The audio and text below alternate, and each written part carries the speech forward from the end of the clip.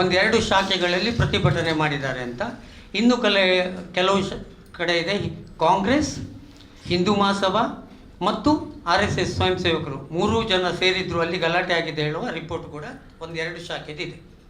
ಈಗ ನಾನು ಏನು ಹೇಳಲಿಕ್ಕೆ ಹೊರಟಿರೋದು ಅಂದರೆ, ಇಡೀ ದೇಶ ಸ್ವಾತಂತ್ರ್ಯದ ಹೋರಾಟದ ಕಿಚ್ಚಿನಲ್ಲಿ ಇದ್ದಾಗ ಇವರು RSSನವರು ಏನು ಮಾಡ್ತಾಯಿದ್ರು, ತಮ್ಮ ಪಾಡಿಗೆ ತಾವು ಶಾಖೆಗಳನ್ನು ಮಾಡಿಕೊಂಡು, ತಮ್ಮ ಪಾಡಿಗೆ ತಾವು ಕಬಡ್ಡಿ ಆಡಿಕೊಂಡು, ತಮ್ಮ ಪಾಡಿಗೆ ತಾವು ತಮ್ಮ ಹಿಂದೂ ರಾಷ್ಟ್ರ ನಿರ್ಮಾಣ, ಹಿಂದೂ ಸಂಸ್ಕೃತಿ, ಇದೇ ಟಾಪಿಕನ್ನು ಇಟ್ಟುಕೊಂಡು ಅವರ ಪಾಡಿಗೆ ಅವರಿದ್ದರು.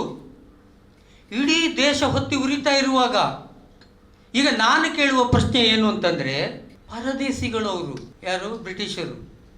ನೀನು ಯಾವನಯ್ಯ ಕೇಳಲಿಕ್ಕೆ ನಮ್ಮ ಯೂನಿಫಾರ್ಮ್ ಬಗ್ಗೆ ಹೇಳುವಂಥ ರಾಷ್ಟ್ರೀಯತನ RSSಗೆ ಇರಲಿಲ್ವಾ? Who are you to say not to wear the uniform, it is my motherland ಹೇಳುವಂಥ ಗಡ್ಸ್ ಇವರಿಗೆ ಇರಲಿಲ್ಲ ಅಂತ ಆಯ್ತಲ್ಲ. They absolutely surrendered. ಹೇಳಲಿಲ್ಲ ಅವರು. ಮಾತ್ರ ಅಲ್ಲ, ಅದು ಪಾಲನೆ ಮಾಡಿಕೊಂಡು ಬಂದದ್ದೇ ರಿಪೋರ್ಟ್ ಸಿಗ್ತದೆ. ಅದರಲ್ಲಿ ಎಲ್ಲಿಯೂ ಕೂಡ ಹೋರಾಟದ ಬಗ್ಗೆ ಒಂದು ಭಾಷಣ ಇಲ್ಲ. ಇದು ಇಡೀ ರಿಪೋರ್ಟು ಟೈಮ್ ತಗೊಳ್ತದೆ, ನಿಮಗೆ ಮತ್ತೆ ತೋರಿಸ್ತೇನೆ ನಾನು.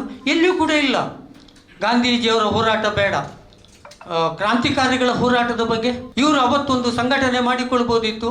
RSS ಬೇಕಿದ್ರೆ ಓಕೆ ಫೈನ್, ಸೈಲೆಂಟ್ ಆಗಿ ಇಟ್ಟುಕೊಂಡು ನಮ್ಮ ಸಂಘಟನೆ ಉಳಿಲಿ ಅಂತ ಗುಟ್ಟಿನಲ್ಲಿ ಮಾಡಿಕೊಂಡು they could have make a separate organisation and fought against the British. ಮಾಡಲಿಲ್ಲ ಅವರು ಅದನ್ನು. ಸಾವರ್ಕರ್ ಅವರ ಕೇಳ್ಕರ್ ಮತ್ತು ಸಾವರ್ಕರ್ ಮತ್ತು ಮೂಂಜೆ ಅವರು ಸ್ವಲ್ಪ ರೆವಲ್ಯೂಷನರಿ ಮೈಂಡೆಡ್ ಆಗಿದ್ರು. ಅಲ್ಲಿ ಭಿನ್ನಾಭಿಪ್ರಾಯದೆಲ್ಲ ಕಥೆ ಇದೆ. ಅವರ ಹೋರಾಟಕ್ಕಾದರೂ ಹೋಗ್ಬೋದಿತ್ತಲ್ಲ. ನೀವು ಎಲ್ಲವನ್ನೂ ತ್ಯಜಿಸಿದ್ರಿ, ನಿಮ್ಮ ಡ್ರೆಸ್ಸನ್ನೇ ತೆಗೆದು ಅವರ ಪದತಲದಲ್ಲಿ ಇಟ್ಟುಬಿಟ್ರಲ್ಲಪ್ಪ. ಈಗ ನೀವು ಈ ಸರ್ಕಾರ ಇವತ್ತು ಸರಕಾರದ ಸ್ಥಳಗಳನ್ನು ಪರ್ಮಿಷನ್ ತಗೊಂಡು ಉಪಯೋಗ ಮಾಡಿ ಅಂದರೆ ನೀವು ಅದಕ್ಕೆ ರಿವೋಲ್ಟ್ ಆಗ್ತೀರಾ? ಇದು ರಾಷ್ಟ್ರ ಪ್ರೇಮವ ನಿಮ್ಮದು? ಏನು ಎದ್ದು ನಿಲ್ಲು ವೀರ, ಸಮರ ಕಾದಿದೆ, ಪಡೆಯ ಕಟ್ಟು ಧೀರ, ದೇಶ ಕರೆದಿದೆ ಅಂತ ಹೇಳಿ ನಾವು ಹೋಗುವಾಗ ಹೇಳ್ತಾ ಇದ್ದದ್ದು. ಸ್ವಾತಂತ್ರ್ಯ ಪೂರ್ವದಲ್ಲಿ ಇದನ್ನ ಹೇಳಲೇ ಇಲ್ಲಲ್ಲ ನೀವು. ಎಲ್ಲ ಸ್ವಾತಂತ್ರ್ಯ ಬಂದ ಮೇಲೆ ಈ ಪದ್ಯಗಳನ್ನು ಹೇಳಲಿಕ್ಕೆ ಶುರು ಮಾಡಿದ್ದು.